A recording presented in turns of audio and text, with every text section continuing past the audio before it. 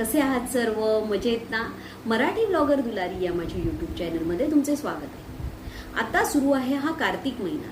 कार्तिक महिन्यामध्ये आपण ज्या काही सेवा करतो, म्हणजे त्याच महिन्यामध्ये दिवाळी येते, त्यामुळे आपण त्या महिन्यामध्ये ज्या काही सेवा करतो त्या उच्च कोटीच्या असतात आणि त्याचं फळ देखील आपल्याला उच्च कोटीचंच मिळतं. म्हणून या दिवसांमध्ये खूप अतिशय चांगल्या सेवा करायला मिळतात, अतिशय चांगले उपाय करायला मिळतात आणि अगदी सोपे असतात. असेच काही 3 उपाय मी तुम्हाला सांगणार आहे. उद्या आहे शनिवार. कार्तिक महिन्यातील शनिवार हा अतिशय महत्त्वाचा असतो. त्यामुळे त्या दिवशी तुम्ही जो काही उपाय कराल, सेवा कराल, ती अतिशय खूपच चांगली फलदायी असते. तर आपल्याला काही अशा सेवा करायच्या आहेत आणि ज्या केल्याने तुम्हाला त्याचं फळ चांगलं मिळणार. जर तुम्हाला काही गुडघेदुखीचा, शारीरिक कुठलं दुखणं असेल किंवा खांदेदुखीचा किंवा शनीच्या 7.5 जर काही दुखणं किंवा तुम्हाला काही त्रास होत असेल किंवा लक्ष्मीची आपल्यावर कृपा दृष्टी नसेल किंवा पैसे आपल्याकडे टिकत नसतील किंवा तुम्हाला कर्ज असेल, तर आपल्याला हे उपाय करायचे आहेत आणि हे उपाय तुम्हाला अतिशय फलदायी आहे. तेव्हा मी जे तुम्हाला 3 उपाय सांगणार ते तुम्ही जरूर करा. एका तांब्याच्या तांब्याचा तांब्या म्हणजे आपण जो पूजेसाठी वापरतो तो तांब्या, त्या तांब्यामध्ये आपल्याला पाणी घ्यायचंय आणि काय करायचंय, 5 शमीची पानं, 5 काळी मिरी आणि 7 लवंगा. आता 5 काळी मिरी आणि 7 लवंगा यांची आपल्याला बारीक पूड करायची आहे आणि एका वाडग्यामध्ये ही 5 शमीची पानं आणि जी तुम्हाला मी पूड करायला सांगितली काळी मिरी आणि लवंगा यांची पूड त्या पात्रामध्ये घालायची आणि ते भांड पूर्ण भरेपर्यंत आपल्याला त्यात मोहरीचं तेल घालायचं आणि हे म्हणजे तांब्याचा तांब्या, कलश जो तुम्ही भरलेला असणार पाण्याने, तो कलश आणि हे मोहरीचं तेल घेऊन आपल्याला शंकराच्या देवळात जायचंय. आणि जाताना आपल्याला एक रिकामी भांड घेऊन जायचंय आणि हे तेल तुम्हाला शंकराच्या पिंडीवर व्हायचंय. पण ते कसं व्हायचं, तर शंकराची पिंड आधी स्वच्छ करायची, आपलं तोंड उत्तर दिशेला करायचं. ज्या वेळेला तुम्ही शंकराच्या पिंडीवर हे तेल वाहणार तेव्हा तुमचं तोंड हे उत्तर दिशेला असलं पाहिजे आणि हे तेल तुम्हाला शंकराच्या पिंडीवर हळूहळू वाहायचं आहे आणि ते वाहत असताना, ते घालत असताना जी पिंडीची जलाधार असते, म्हणजे पिंडीचे जे असं हे असतं, ही पिंड आणि इथून जे जलाधार असते त्या जलाधाराच्या खाली तुम्हाला ते रिकामी भांड ठेवायचं आहे. म्हणजे ऑटोमॅटिकली काय होईल, जे तुम्ही तेल घालत असाल ते सगळं त्या जलाधारेमधून त्या आपल्याला भांड्यामध्ये पडेल.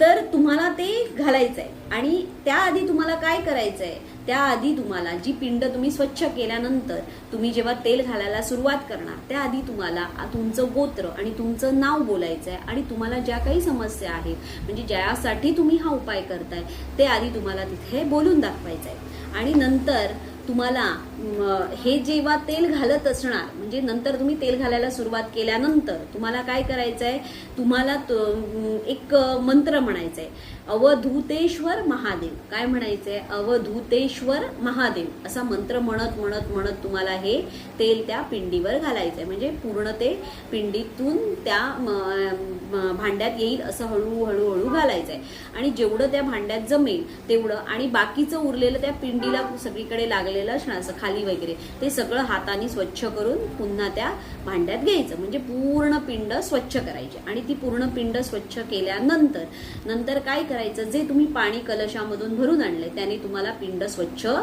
धुवून घ्यायची. यामुळे तुम्हाला काय होईल, तुमच्या सगळ्या अडचणी, जे काही तुम्ही तुमच्या मनात इच्छा धरून आला आहात त्या सगळ्या अडचणी आपोआप दूर होतील. आणि ज्या वेळेला तुम्ही हे पाणी घालत असणार त्यावेळेला तुम्हाला ओम नमः शिवायचा जप करायचा. म्हणजे अशी धार धरायची, जो तांब्या आहे तो तांब्याची हळू धार धरायची आणि जेवढा जमेल, म्हणजे हे तांब्यातलं जोपर्यंत पाणी संपत नाही तोपर्यंत तुम्हाला ओम नमः शिवायचा जप करायचा आणि जे तुम्ही आता जमवलेलं तेल असेल ते तुम्ही घरी घेऊन यायचं आणि घरी घेऊन आल्यानंतर ते काय करायचं, तुमच्या बेंबीवर सकाळी, दुपारी आणि रात्री असं 3 वेळा करायचंय आणि असं आपल्याला 7 दिवस करायचं आहे. किती दिवस? 7 दिवस. आणि हा उपाय घरातील स्त्री पुरुष इतर कोणी म्हणजे जे कोणी तुमच्या घरातील वृद्ध व्यक्ती असेल कुणीही केला तरी चालतो. त्यांनी काय करायचं, आपल्या हा बेंबीवर तेल चोळायचं.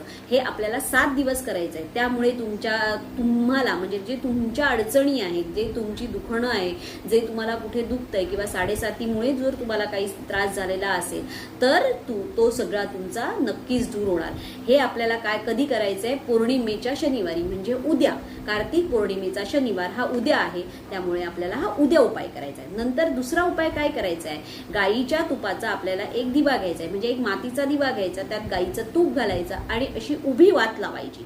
आपल्याला काय करायचंय? त्याच्यात उभी वात म्हणजे जी फुलवात म्हणतात ना, ती वात आपल्याला त्यात लावायची. आणि संध्याकाळी प्रदोष काळात कोणत्याही पिंपळाच्या झाडाखाली नेऊन हा आपल्याला काय करायचंय? प्रज्वलित करायचंय.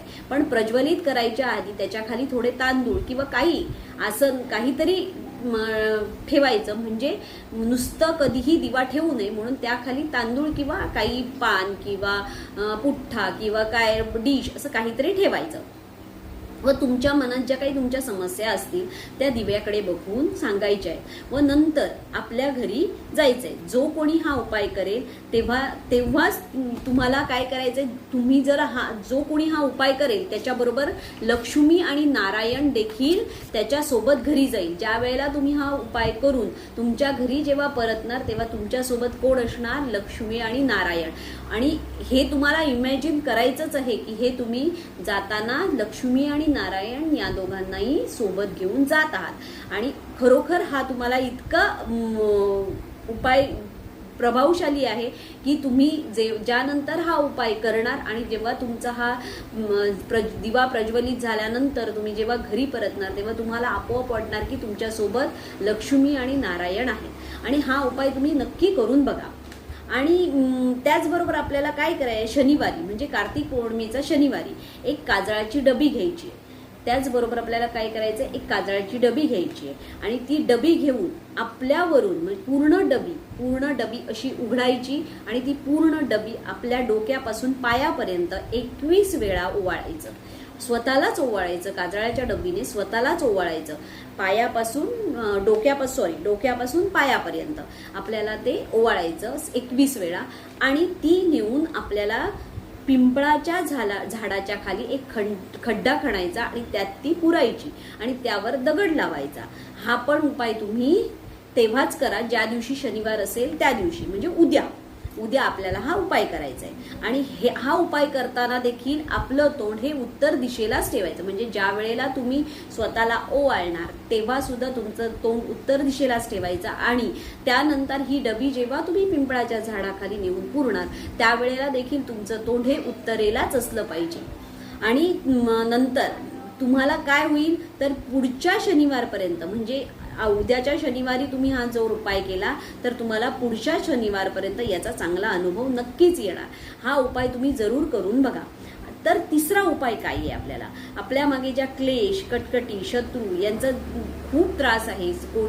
आपल्याला कोणी बघूनच घेत नाही, आपल्याकडे खूप पैसा आहे त्याच्यामुळे किंवा पैसा नाही म्हणून आपल्याला कोणी विचारत नाही, पैसा आहे म्हणून लोक आपल्यावर खूप जळतात, किंवा कोणी आपल्याला तुमच्याकडे या वस्तू कशा आल्या, बापरे ह्याने असं हे एवढं कुठून घेतलं, अशा काही ज्या काही लोकांच्या वाईट नजरा आहेत त्या आपल्यावर प्रत्येकावर असतात.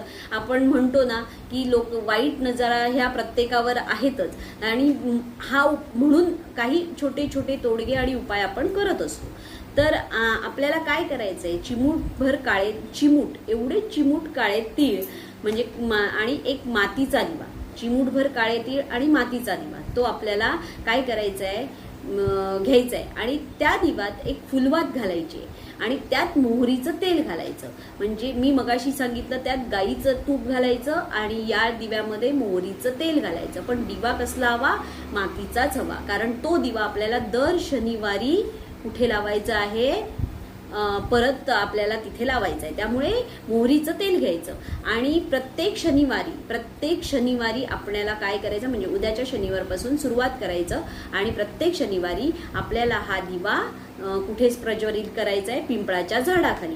म्हणजे जिथे शनीचं देऊळ असेल तिथे किंवा पिंपळाच्या झाडाखाली केलात तरी चालेल.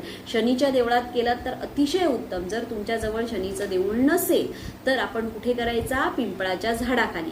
आणि तिथे आपल्याला काय करायचं, बसण्यासाठी एक आसन देखील घेऊन जायचं, कारण आपल्याला तिथे बसून तो प्रज्वलित करायचा आहे. त्यामुळे आपल्याला एक बसण्यासाठी आसन घेऊन जायचं. त्या दिव्याखाली थोडे तांदूळ घालायचे व दिवा हा प्रज्वलित करायचा. व आपल्या डाव्या हातात ते काळे तीळ घ्यायचे. म्हणजे जे आपण चिमूटभर जे काळे तीळ नेले आहेत सोबत, ते आपले डाव्या हातात ते काळे तीळ घ्यायचे. व ज्या काही तुमच्या इच्छा मनामध्ये आहेत किंवा शनीचा तुम्हाला 7.5चा त्रास होत असेल किंवा अन्य काही जे काही तुमचे समस्या असतील त्या दिव्याकडे बघून म्हणायचे आहेत. व हे तीळ नंतर हे काळे तीळ त्या दिव्यात टाकायचे. आणि मग तुम्हाला ज्या काही तुमचे समस्या आहेत, जे काही तुमचे प्रॉब्लेम्स आहेत, ते सगळे त्या दिव्याकडे बसून शांतपणे, म्हणून आपण जाताना एक बैठक घेऊन जायची, कारण शांतपणे बसायचं आणि शांतपणे त्या दिव्याकडे बघून आपल्याला आपल्या समस्या सांगायच्या आहेत. जेणेकरून आपल्या मनात ज्या काही समस्या आहेत त्या मनापासून त्या दिव्याकडे बघून सांगायच्या. त्यामुळे तुमचे सगळ्या समस्या दूर होतील. आणि हा उपाय तुम्ही करून बघा. आणि हा उपाय तुम्हाला जोपर्यंत तुमच्या समस्यामधून तोडगा निघत नाही तोपर्यंत आपल्याला प्रत्येक शनिवारी असाच उपाय करायचा आहे. त्यामुळे हा उपाय तुम्ही नक्की करून बघा. श्री स्वामी समर्थ. धन्यवाद.